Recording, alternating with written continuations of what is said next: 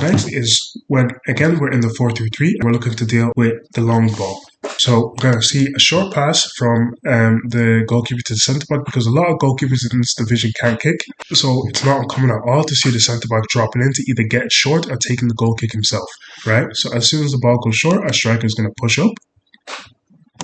And then the centre-back is looking to knock it long out to the wings in this situation. So again, fullbacks to wingers, centre-backs on the strikers.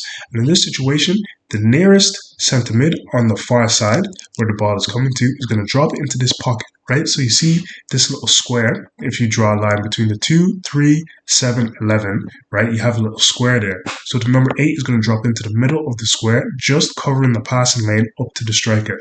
And the number 7, who's the tip of the midfield 3, is going to come across and under their opposing centre mid.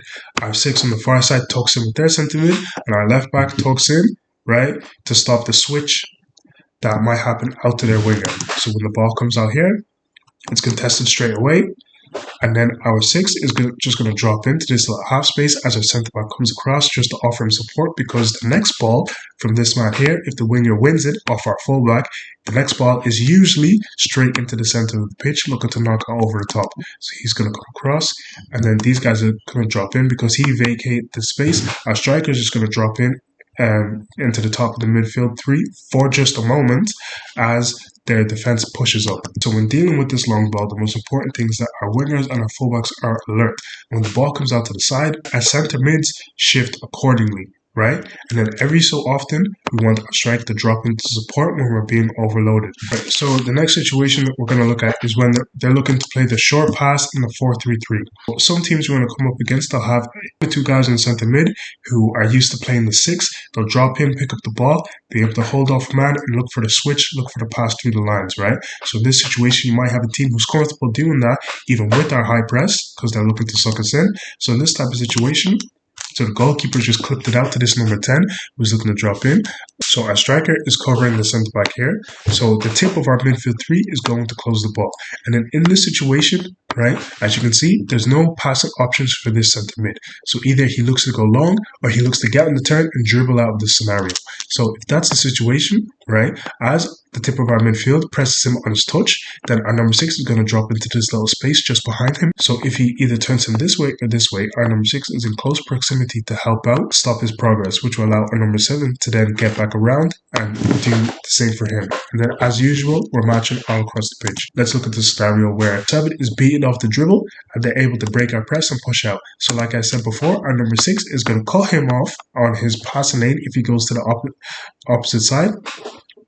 And then our number 7 is going to get back around and support the 6 the same way the 6 did when he was up here. So now the number 6 is the primary, and he's looking to get in front of their centre mid to stop any passes and hopefully get a foot in, while the number 7 is coming back around to support him the same way he did when he was up here. And of course, the runners are being tracked by our defenders all across the pitch, as their defenders who are going to move out from back here come up the pitch. Then our wingers and the striker, of course, will come with them as usual.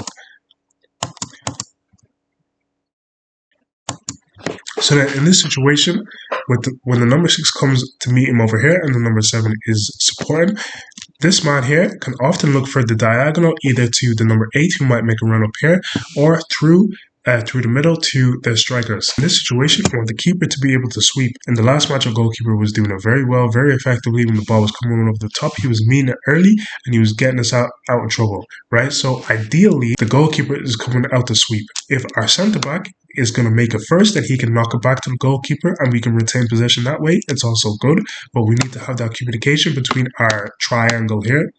Our 2 centre-backs are going to be able to monitor the runners, and our goalkeeper, this is the really important part about the long ball. Our goalkeeper can see when the ball is hit, and then he can see the distance between himself and the runners and how much time he has to meet the ball, because he can see just about where it's going to bounce. As our centre-backs are looking at the ball coming over their heads like this and they're making the run back, the goalkeeper has to be screaming in their ear, either it's his ball and he's going to clear, or the centre-backs have to make it back and he's going to drop back into position, ready for the scenario if their opposition strikers do beat them to the ball, or he's ready to receive a pass back, right? So in this scenario, the goalkeeper's going to get there first, he's going to send it out, good sweep.